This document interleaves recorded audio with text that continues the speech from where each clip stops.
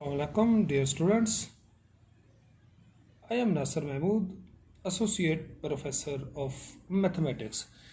Today we will discuss Zn group and residue classes. तो पहले हम Zn ग्रुप को डिस्कस करने से पहले रेजिड्यू क्लासेस को देखते हैं. उसकी डेफिनेशन क्या है कि set of all elements mean set of elements like integers, जिसमें मोस्टली इंटीजर्स को डिस्कस किया जाता है, that leave the same remainder when divided by a given modulo से एन आपका हो सकता है कि एन इज 2, 3, 4, 5 एनी नंबर. और इसकी दूसरी डेफिनेशन है a residue class is a set of integers that are congruent modulo for some positive integer. It is denoted by A is congruent to B mod n. इस तरह हम mod n से मुराद कि ये जैसे मैं पहले बता चुका हूँ 2, 3, 4 है मसलन कि आपने हम फाइंड तो Zn करेंगे. ये दिस इज आवर टारगेट कि Zn फाइंड करना है और उसके बाद हम ये साबित करेंगे कि Zn क्या ग्रुप है कि नहीं है. Zn is a group under addition और मल्टीप्लिकेशन और addition and multiplication both under what conditions. तो पहले हम Zn फाइंड करेंगे. हम Zn में फाइंड करने से भी पहले हम इसको एग्जाम्पल से करते हैं. अच्छा, पहले मैं आपको ये बताऊंगा कि A is congruent to B mod n. इसका मतलब ये हुआ कि A minus B is divisible by n, यानी कि n divides A minus B. हम मिसाल के तौर पे Zn में जाने से पहले हम Z4 को फाइंड करते हैं या Z4 की रेजिड्यू क्लासेस क्या हैं. अब हम Z4 को डिस्कस करते हैं. हमें पता है कि Z सेट ऑफ इंटीजर होता है 0 ± 1 ± 2 3 एंड सो ऑन. इस तरह डिनोट कर लें या आप इस तरह डिनोट करते हैं. तो Z4 या 4 की रेजिड्यू क्लासेस फाइंड करने के लिए हम लिखेंगे A is congruent to B mod 4. तो सबसे पहले हम ये देखेंगे कि A minus B is divisible by 4 या 4 divides A minus B. तो अब इसमें हम देखेंगे कि B की चूंकि क्लास लेनी है तो B तो हमारा 0 है. तो अब 4 मॉड में हम 4 या 4 से कम लेंगे. अब हम 0 की क्लास लेते हैं तो इसमें हम कैसे लिखेंगे कि x आप इन z से लेंगे ना, x such that x is congruent to 0 mod 4. अब इसका मतलब क्या हुआ, that is x minus 0 4 divides x minus 0. अब x क्या हो सकता है, x में भी 0 हो सकता है, 0 minus 0 is divisible by 4. x 4 हो सकता है, x 8 हो सकता है, x 12 हो सकता है एंड सो ऑन.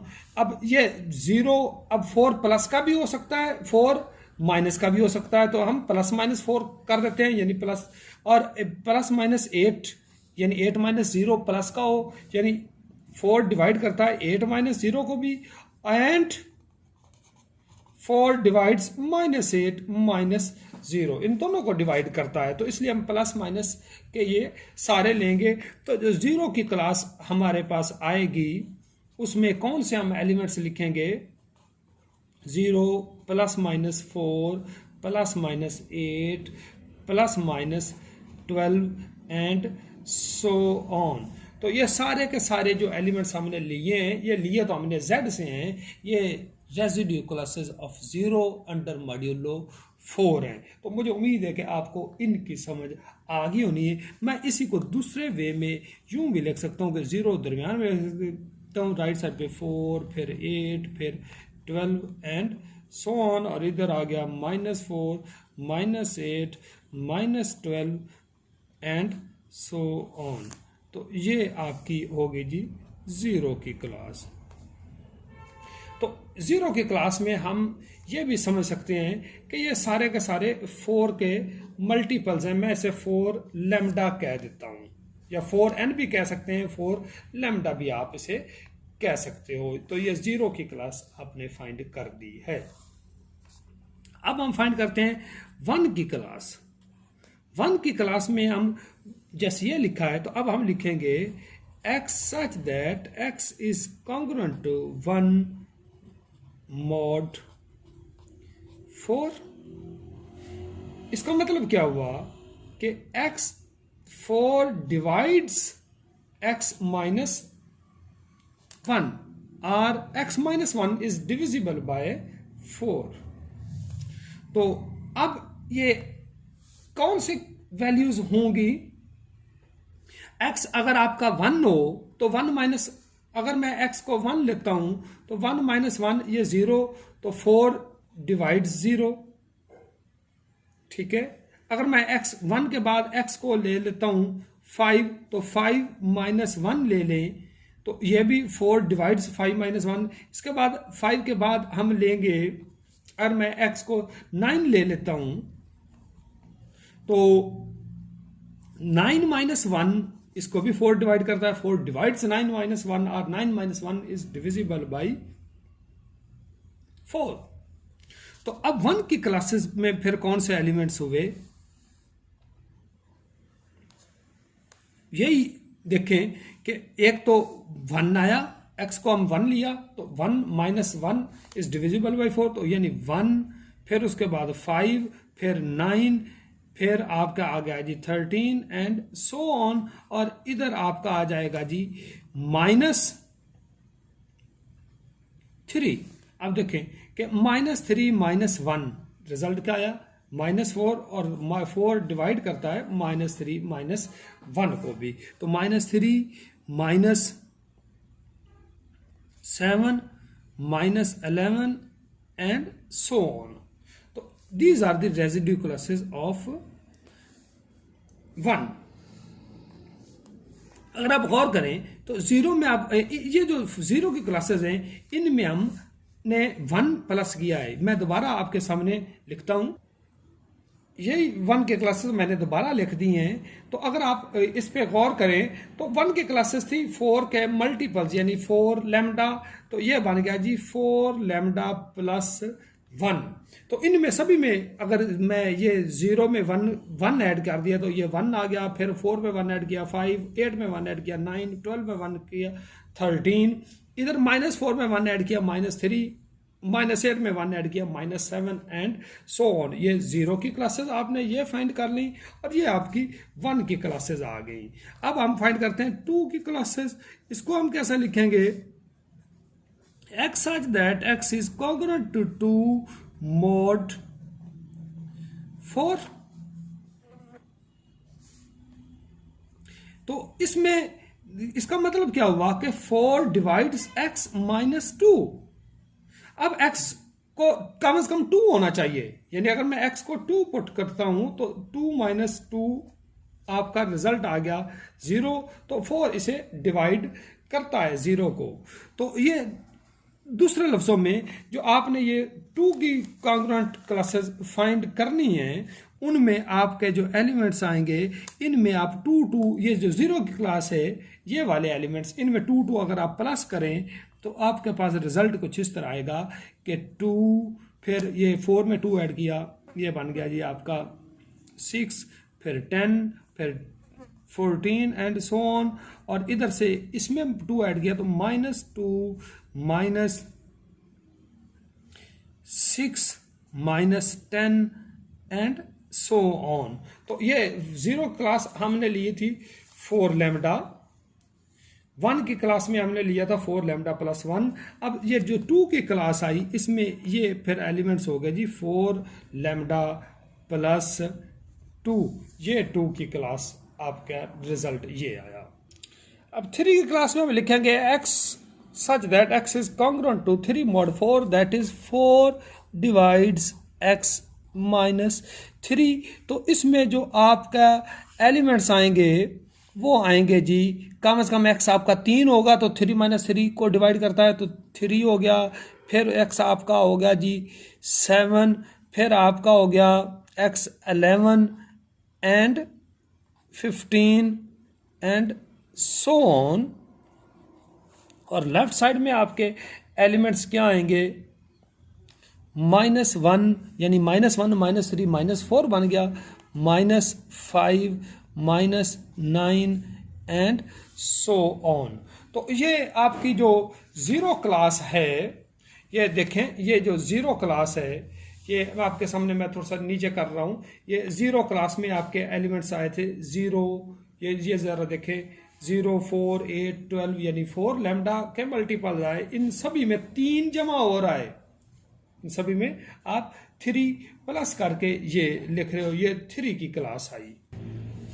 तो 4 की क्लास में हम लिखेंगे x such that x is congruent to 4 mod 4, that is 4 divides x minus 4। तो इसमें x हमारा कम से कम 4 होना चाहिए, फिर आपका x को क्या होना चाहिए 8 होना चाहिए, फिर x को 12 होना चाहिए। ये प्लस के भी हो सकते हैं, ये सारे के सारे आपके माइनस के भी हो सकते हैं। अगर 4 पुट करते हैं तो 4 - 4 0। तो ये आपके जो एलिमेंट्स आएंगे। अच्छा, मैं ये 4 की क्लास लिखने से पहले मैं 0 की क्लास एक दफ़ा फिर आपके सामने लिखता हूँ। जो 0 की क्लास हमने फाइंड की थी वो है 0 4 फिर 8 फिर 12 फिर 16 एंड सो ऑन, और फिर -4 -8 -12 एंड सो ऑन। तो ये है आपकी 0 की क्लास। अब अगर 4 की क्लास के आप एलिमेंट्स, फिर हम ये देख रहे हैं कि अगर इसमें मैं 4 पुट करता हूँ तो 4 - 4 0 आता है, तो यानी ये 4 की क्लास में फिर आएंगे। अच्छा, 0 भी x आप पुट कर सकते हो, तो 0 - 4 भी डिवाइड होता है 4 पे, तो 4 की क्लास में फिर एलिमेंट्स आएंगे 0 4 8 12, ये मैं 4 की क्लास लिख रहा हूँ एंड सो ऑन। और फिर इधर -4 -8 एंड सो ऑन आ जाएगा। तो अब ये देखिए, अगर आप गौर करें, जो 0 की क्लास है और 4 की क्लास के एलिमेंट्स वो तो सेम आ गए।